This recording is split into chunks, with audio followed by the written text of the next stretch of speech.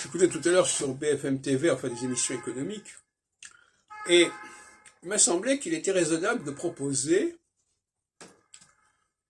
que les gens disposent d'une carte quand ils vont payer qui correspond à leur situation matérielle et qui va déterminer combien ils vont payer. Comme ça existe dans un certain nombre d'endroits où, selon la carte que l'on a, on n'est pas facturé de la même manière. Je crois que c'est la façon la plus juste de proposer parce que, voilà. Donc, je pense que techniquement, ça doit être faisable. Les gens qui ont des minimums sociaux, des minimums vieillesse, etc., devraient avoir une carte qu'ils doivent présenter à la caisse et qui va débiter ceux qui n'ont pas à payer, quelque part. Voilà.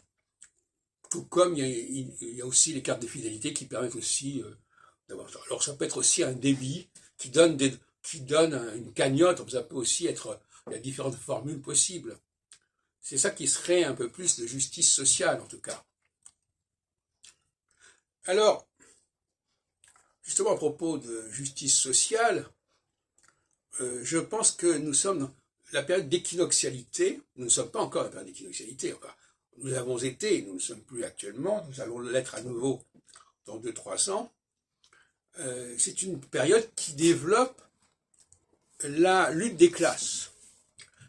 Si on admet que la lutte des classes est un élément central du fonctionnement des sociétés. Et j'ai toujours dit que la gauche, la vraie gauche, était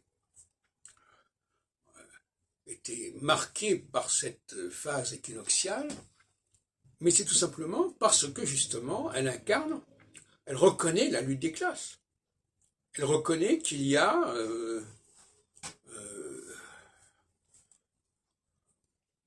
une verticalité, tout comme elle doit reconnaître aussi la différence entre les hommes et les femmes, tout comme elle doit reconnaître aussi éventuellement, et ça c'est évidemment pas évident, la dualité entre les juifs et les non-juifs.